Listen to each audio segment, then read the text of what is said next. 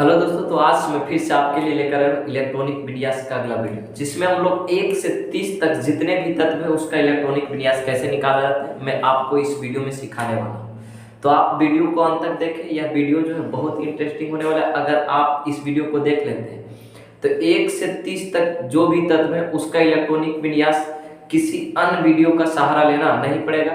मैं वादा करता हूँ कि अगर आप 1 से 30 तक निकालने के लिए सीख जाते हैं तो जितने भी तत्व हैं उन तत्वों का इलेक्ट्रॉनिक विन्यास जो है आप आसान से निकाल सकते हैं। इससे अगले वीडियो में हम लोग पढ़े थे क्या कि उसमें जो भी बेसिक कंसेप्ट था कि इलेक्ट्रॉनिक विन्यास है क्या, हम उसे क्यों इलेक्ट्रॉनिक विन्यास निकालते हैं, वो सभी इससे अगले वीडियो में हम लोग पढ़ चुके थे। और जो भी अफवाहों का ग्राफ है उसको भी देख लिए थे और उसमें कुछ तत्वों का इलेक्ट्रॉनिक विन्यास भी अभ्यास के रूप में किए थे।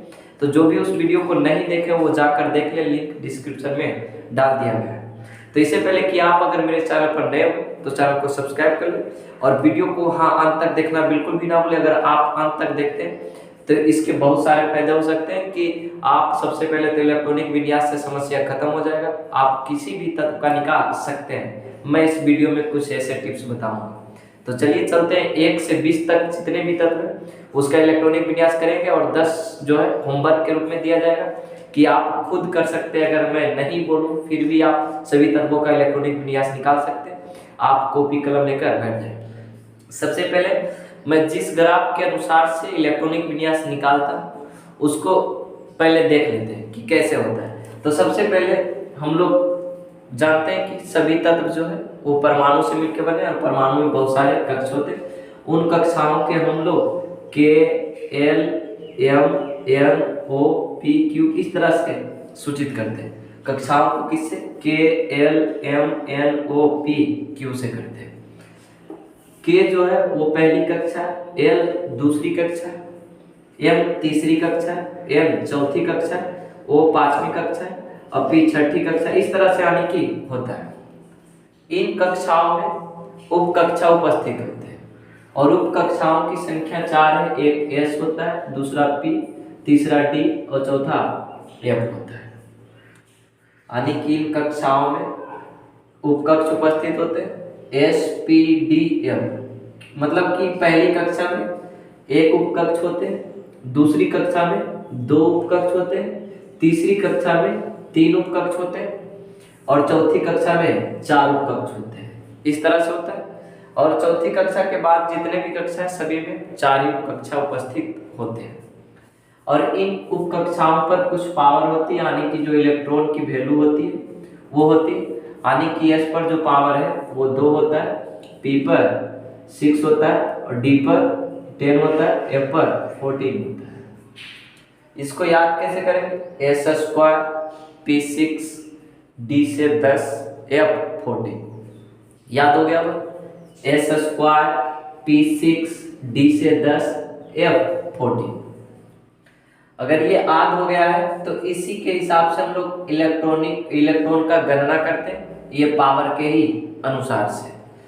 तो हम एक बात फिर से करते हैं कि पहली कक्षा में 1 उपकक्ष, दूसरी कक्षा में 2 उपकक्ष, तीसरी कक्षा में 3 उपकक्ष, चौथी कक्षा में 4 उपकक्ष और चौथी के बाद जितने भी उपकक्ष होंगे उसमें 4 ही उपकक्ष होंगे। तो मैं उस ग्राफ का निर्माण करता हूँ कि उस ग्राफ का निर्माण कैसे करेंगे। तो पहले लिखेंगे 1, पहली कक्षा को हम के से, दूसरी कक्षा को एल से, तीसरी कक्षा को एम से, चौथी कक्षा को एन से और पांचवी कक्षा को ओ से। पांचवी कक्षा तक का हमसे बात बन जाएगा, मतलब कि हम लोगों का बात बन जाएगा। आगे भी लिख सकते हैं क्यू तक, कोई दिक्कत नहीं। पहली कक्षा में 1 उपकक्ष जाएंगे, यानी कि उपकक्ष एस, पी, डी, एफ, इन पर पावर 2 और ये 6, ये 4, ये 10 और ये 14, यानी कि 4 प्लस करके जाता है। पहली कक्षा में क्यू कक्ष होंगे, यानी कि एस स्क्वायर। तो जो कक्षा में जो भराएगा उस कक्षा का नाम के साथ, यानी कि पहली कक्षा तो 1 एस स्क्वायर, 1 एस स्क्वायर लिख लिए। दूसरी कक्षा में 2 उपकक्ष जाएंगे, यानी कि एस भी जाएगा और पी भी जाएगा। तो दूसरी कक्षा है तो 2 लिखे, 2s स्क्वायर और 2p 6। तीसरी कक्षा की बात की जाए तो तीसरी कक्षा में 3 3s स्क्वायर, 3 क्यों लिखे क्योंकि ये तीसरी कक्षा में। ग्राफ बनाने के लिए भी आप सीख सकते हैं 3p6 और 3d10। चौथी कक्षा में क्या हो जाएगा कि 4s square 4d 4p6 4d10 और 4f14। फिर इसमें भी तो सेम रहेगा, खाली बस 5 लग जाएगा 5s स्क्वायर 5p6 5d10 और 5f14। आप ग्राफ बनाने के लिए भी सीख चुके हैं, सामने सामने लिखेंगे, s वाला एक लाइन में और p वाला को एक लाइन में और d वाला को एक लाइन में और f वाला को एक लाइन में। अभी इन सभी को क्या करेंगे, घेर देंगे, गोला बना देंगे इस तरह से।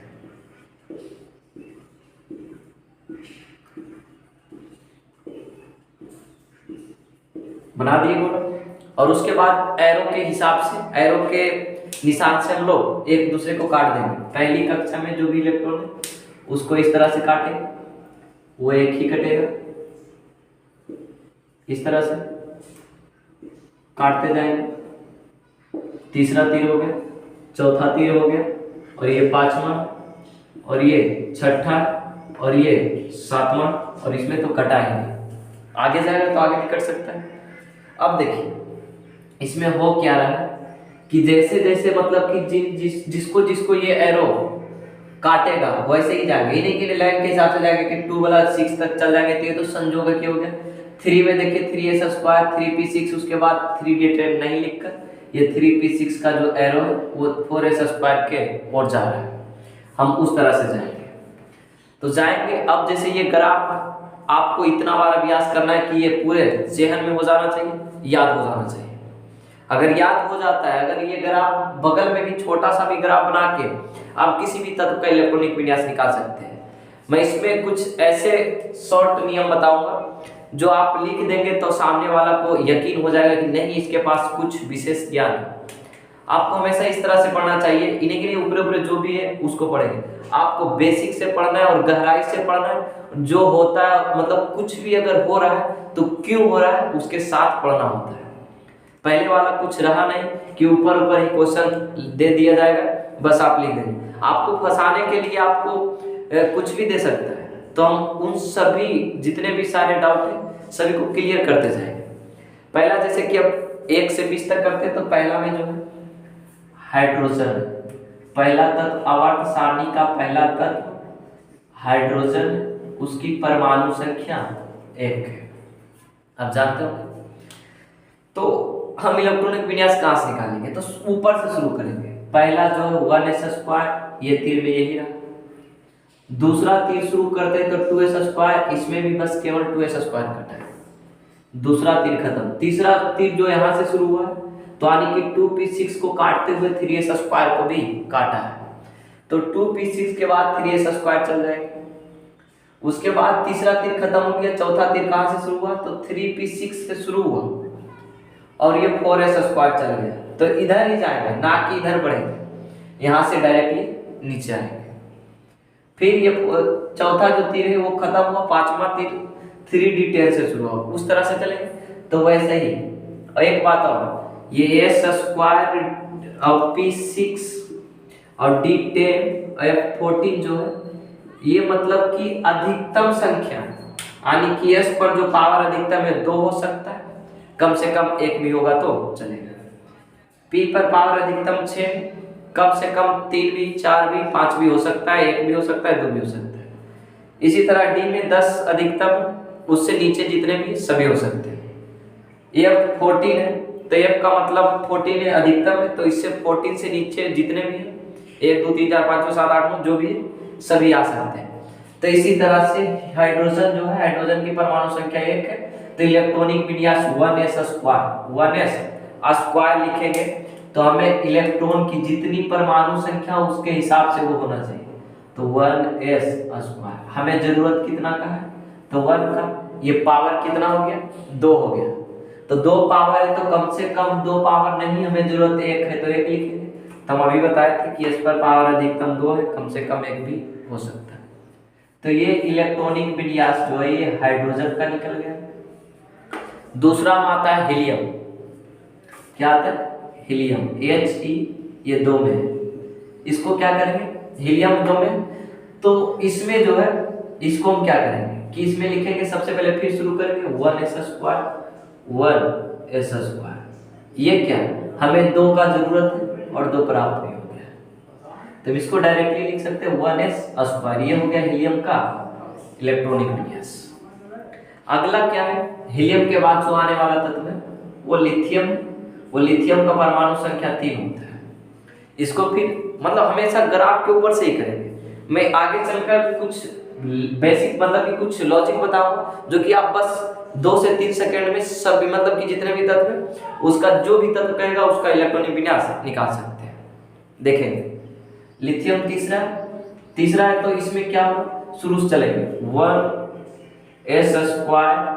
उसके बाद हमें 3 की जरूरत है, जो कि 2 हो चुका। तो पहला तीर के बाद, पहला तीर में तो s² तक, दूसरा तीर में शुरू होगा 2s²। लेकिन हमें जरूरत कितना?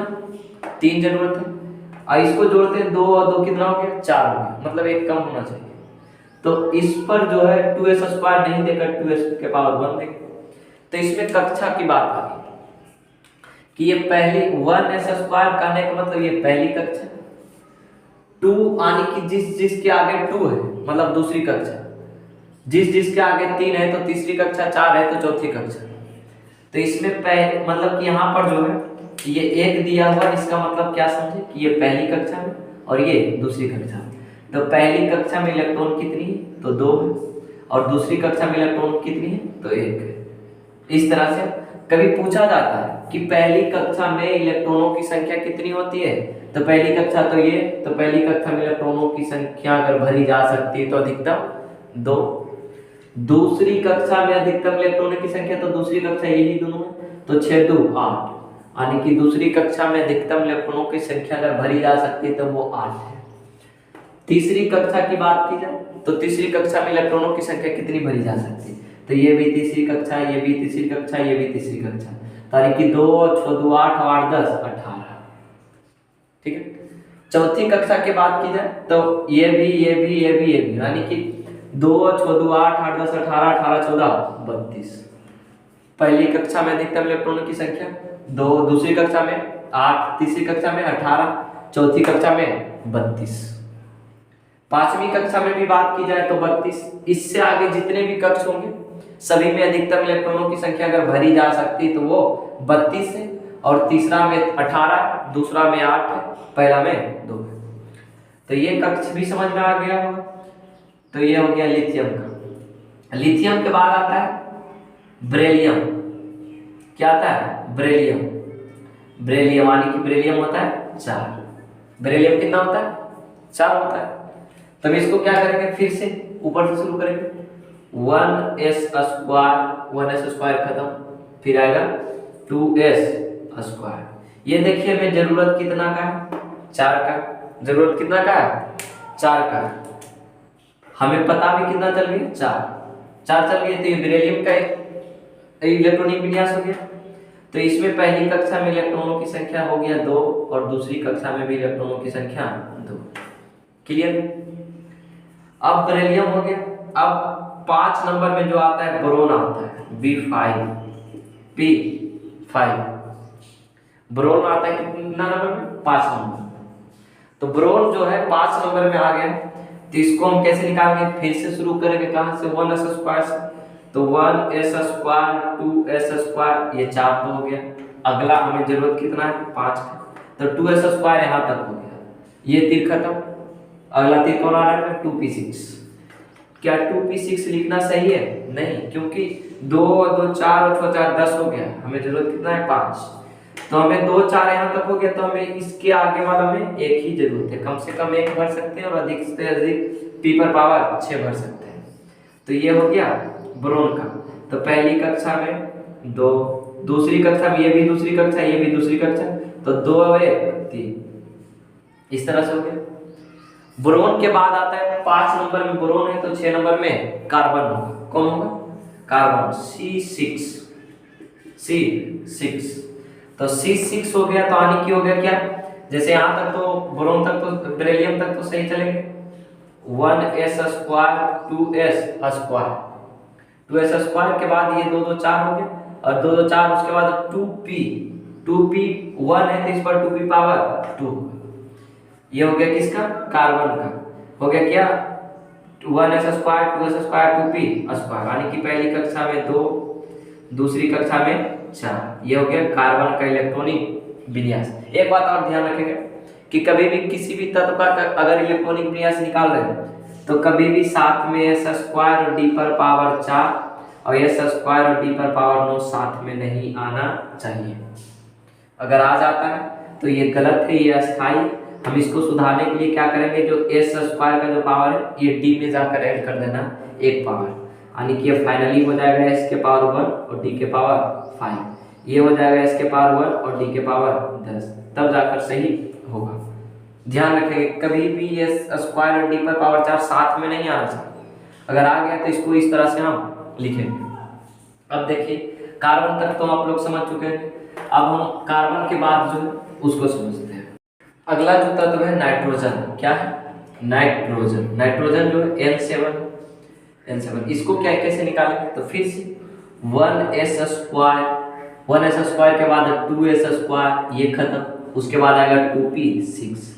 तो क्या ये देखिए 2 2 4 और 6 4 10 हो गया, लेकिन हमें जरूरत कितना का है, 7 का। तो कितना ज्यादा है, 3 ज्यादा है, तो 3 घटाएंगे तो ये हो जाएगा 3। तो 2 2 4 और 3 7, पहली कक्षा में तो 2, दूसरी कक्षा में तो 3 2 5 हुआ ना। इस तरह से आप निकाल सकते हैं। और नाइट्रोजन के बाद ऑक्सीजन आता है जो कि O8 होता है। इसको भी कैसे करेंगे, तो 1s² 2s² 2p4 हो जाएगा, 2p4 हो जाएगा। क्यों हो जाएगा, क्योंकि देखिए हमें p पर पावर अधिकतम 6 होनी चाहिए, तो अधिक कम से कम 3 भी 4 भी 2 भी हो सकता है। तो s² यानी कि 2 और 2 4 और 4 4 8, हमें जरूरत भी कितना 8 की। तो ये हो गया ऑक्सीजन का इलेक्ट्रॉनिक विन्यास। पहली कक्षा बोले तो 2, दूसरी कक्षा बोले तो 6 6 2 8। उसके बाद ऑक्सीजन के बाद आता है फ्लोरीन। कौन आता है, फ्लोरीन, फ्लोरीन, ये F9। इसके बाद जो भी 10 के बाद जो है इतना आसान से आप निकाल सकते हैं कि आप उसका कोई वर्णन नहीं कर सकते हैं।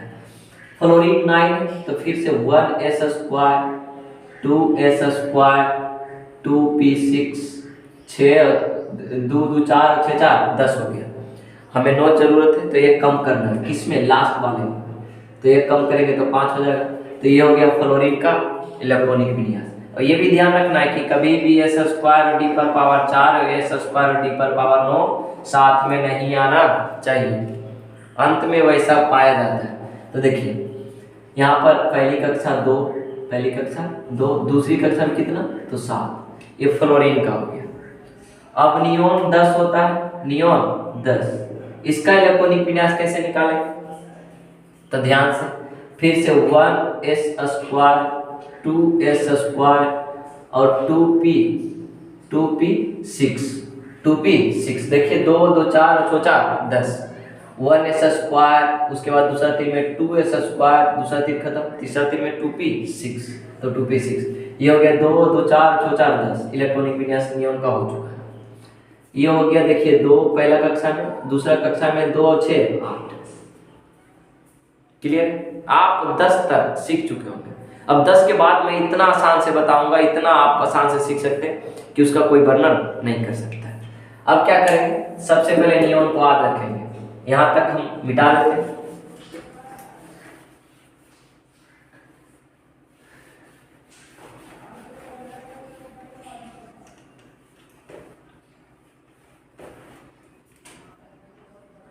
नियम को हम लोग याद रखेंगे, नियम 10 है, इसको हम ऊपर लिख देते हैं। अब नियम के बाद आता है सोडियम। कौन आता है, सोडियम, यानी कि Na11। तो इसको कैसे करेंगे, तो इसको पहले लिखते हैं, फिर से शुरू करेंगे ऊपर से। तो ऊपर से क्या हो जाएगा 1s² 2s², उसके बाद 2p6, ये हो गया 2 2 4 6 4 10। अगला आना है 2p6 के बाद 3s², ये देखिए 12 हो गया, 2 2 4 6 4 10 10 12, हमें जरूरत कितना है 11, एक कम कर देंगे 3s पर पावर 4। ये हो गया सोडियम का इलेक्ट्रॉनिक विन्यास। यहाँ ध्यान देने वाली बात क्या कि देखिए यहाँ पर जो कुछ मिल रहा है 1s² 2s² और 2p6, ये देखिए इसमें मिल रहा है 1s² 2s² और 2p6 मिल रहा है। तो इसके बदले में क्या लिख सकते हैं, नियॉन लिख सकते हैं। क्या लिखेंगे, नियॉन लिख सकते हैं। तब इसका इलेक्ट्रॉनिक विन्यास एक जो हो जाएगा क्या हो जाएगा, सोडियम 11 यानी कि हो जाएगा Ne और 3s1। ये हो गया सोडियम का इलेक्ट्रॉनिक विन्यास। कभी भी आपको इस तरह से भी देखने को मिले तो समझ जाना है कि नियॉन कहे तो 10 और 10 और 1 11, ये किसका हो जाएगा, सोडियम का।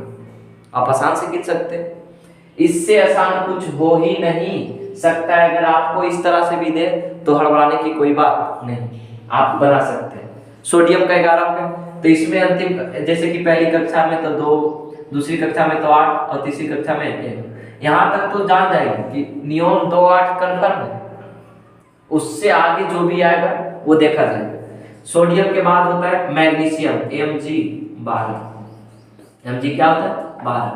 फिर डायरेक्टली अगर हम नियॉन लिख दे तो आपको कोई दिक्कत नहीं, दिक्कत क्योंकि 10 तक तो होना ही है और 10 के अंत में कितना है 2p6 और 2p6 के बाद ही आएगा जो भी आएगा 2p6 के बाद आने की 2p6 के बाद आएगा। तो 2p6 के बाद आने वाला कौन है 3s²। तो 3s², देखिए 10 नियॉन और 10 2 12, 10 नियॉन और 10 2 12, ये मैग्नीशियम का इलेक्ट्रॉनिक विन्यास है। अगर डीपली से बोले तो नियॉन का जो होता है उसका मान रख देंगे 1s² 2s² और 2p6 और ये 3s²। मैं ऐसा करता हूँ कि जो है आप आसान से सीख चुके होंगे। अगर कभी लिखा रहे कि नियॉन 3s² तो समझ जाएगा कि 3s² यानी कि 10 और 2 12, 12 कहे तो मैग्नीशियम, आसान से सीख सकते हैं। अब 13 में क्या है अल्युमिनियम Al13।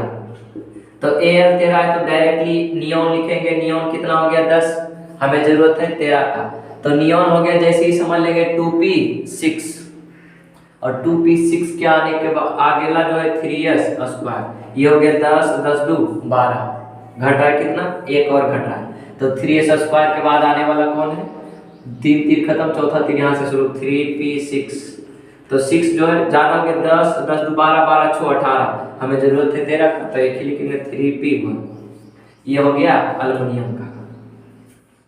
अब देखिए नियॉन का जो होता है 2 8 होता है और ये 2 8 होता है, तीसरा कक्ष में कौन हो जाएगा 2 1 3 हो जाएगा। इस तरह से लिख सकते हैं। जैसे देखिए नियॉन में 2 8 है और ये तीसरा कक्ष में कौन कौन आ गया, तो 3s² और 3p1 यानी कि 2 2 1 3, तीसरा कक्ष में हो गया। आप इतना आसान से कर सकते हैं, डायरेक्टली हिट कर सकते हैं, आप 2 सेकेंड में मात्र निकाल सकते हैं।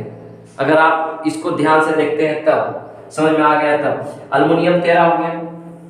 14 जो आता है वो सिलिकॉन, कौन है सिलिकॉन Si14।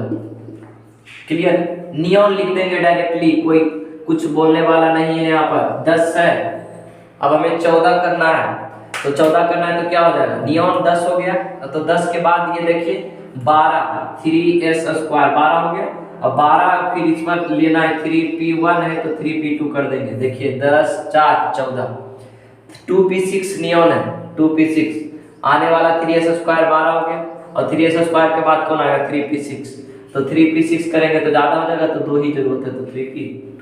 ये किसका हो गया सिलिकॉन का। तो इसका इलेक्ट्रॉनिक विन्यास यानी कि 2 8, नियॉन का तो 2 8 हो गया। तीसरा कक्षा में देखिए 2 2 4। क्लियर है, आप सीख चुके होंगे। सिलिकॉन के बाद आता है 15। 15 में क्या होता है, सिलिकॉन 14 है तो 15 हो जाएगा यानी कि फास्फोरस P15। देखिए P15 तो फिर से हम लिखेंगे नियॉन लिख लिया, 15 10 हो गया और 10 के बाद आने वाला कौन है, 10 के बाद आएगा 3s² 3p3, 10 और 5 15, p पर पावर बढ़ाते जाएंगे 1 2 3 4 6 तक, तो ये हो गया 15, तो ये हो गया 2 8, तीसरा कक्षा में 3 2 5, देखिए 8 2 10 5 15। कितना आसान से आप कर सकेंगे। आप अगर डायरेक्टली ऐसे लिखते जाते तो बहुत बड़ा होता और आप समझ नहीं पाते, और जैसे ही आप देखेंगे इस तरह इस फॉर्मेट में रहे तो आप समझ जाएंगे कि ये किसका इलेक्ट्रॉनिक विन्यास है, आसान से आप गिन सकते हैं। 15 के बाद कौन आता है? 16 सल्फर S16 में कौन होगा? S16 क्या होगा कि 16 है तो डायरेक्टली हम लिखेंगे क्या? नियॉन, बेहिचक लिखेंगे, कोई दिक्कत होने वाला नहीं। तो फिर 3s स्क्वायर हुआ 3p 4 हो जाएगा, हो गया कितना? देखिए 10 और 10 2 12 और 12 4 16। फिर इसका लिखेंगे तो 2 8 और 4 2 6। कितना आसान से, कितना मजा आ रहा है। आप इस तरह से कर सकते हैं। 16 के बाद आता है क्लोरीन 17 Cl17। इसको फिर आप लिखेंगे नियॉन लिखेंगे, 17 हो गया तो इसमें क्या आएगा? 3s square 3p6, 3s square 3p4 है तो 3p5 दे देंगे, 17 हो गया। देखिए 5 2 7 तो 10 17। इसको क्या लिखेंगे? 2 8 और 7, 2 8 7 17। कभी भी d वाला फंक्शन s स्क्वायर d पर पावर 4 s स्क्वायर d पर पावर 9 आना नहीं चाहिए। अगर आता है तो वो गलत, अस्थाई बनाना होता है d पर पावर 9।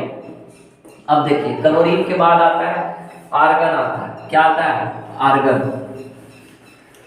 आता है तो देख लीजिए, यानी कि Ar 18 है तो हम डायरेक्टली इसको क्या लिख सकते हैं? Ne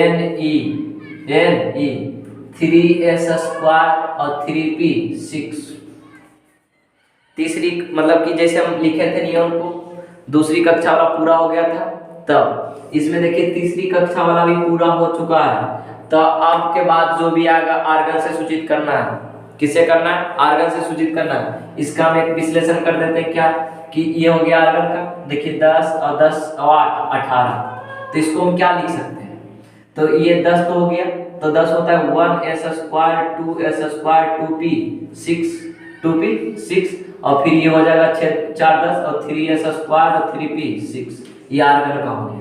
पहली कक्षा में 2, दूसरी कक्षा में 8, तीसरी कक्षा में भी 8 हो गया। अब इसके आगे जो भी आएगा उसको हम आर्गन से सूचित करेंगे, क्योंकि नियॉन को हम दूसरी कक्षा तक आने की 2 कक्षा वाला पूरा हो चुका था, तब नियॉन सूचित कर रहे थे। आर्गन में देखिए तीसरी कक्षा आने की 3p6 आने की ये पावर वाला खत्म हो गया है, यानी कि 6 जो p के पावर अंतिम है वो खत्म हो गया है। अब इसके बाद वाला भी हम करेंगे 3p6 तक के क्या लिखेंगे? आर्गन। तो देखिए 19 में क्या आता है? Potassium K19। हम डायरेक्टली अगर इसको हिट करते हैं Ar 18 होता है, तो 18 कहाँ लास्ट होता है? 3p6 पर। और उसके बाद आने वाला है 4s स्क्वायर। ये तो 18 2 20 हो गया, हमें जरूरत है 19 का, तो एक ही लिखेंगे 4s1। ये कैसे लिखेंगे ये देखते हैं। सबसे पहले पोटेशियम का इलेक्ट्रॉनिक विन्यास डीप से निकालते हैं। 1s square 2s square 2p6 3s square 3p6 हो गया कितना? 2 2 4 6 4 10 10 12 12 6 18 की 3p6 यहाँ तक हो गया। अगला आने वाला 4s1 18 19। देखिए 1s square 2s square 2p6 और 3s स्क्वायर और 3p6 इतना तक के किसका होता है? आर्गन का होता है। तो इसलिए यहाँ तक के आर्गन लिखिए और उसके बाद 4s1 है जी है, तो ये होगा मतलब कि पोटेशियम का। तो पहली कक्षा 2, दूसरी कक्षा भी 8, तीसरी कक्षा कितना? 8 और चौथी कक्षा 1। ये पोटेशियम का। इसी तरह हम कैल्शियम का भी कर सकते हैं। कैल्शियम क्या है? Ca20। डायरेक्टली हम लिखेंगे क्या? Ar। उसके बाद Ar कहाँ होता है? 3p6 तक होता है, तो आगे आ जाएगा 4s स्क्वायर। ये हो गया कैल्शियम का रासायनिक सूत्र। और आर्गन का क्या होता है? तो 2 8 8 और ये हो गया 2।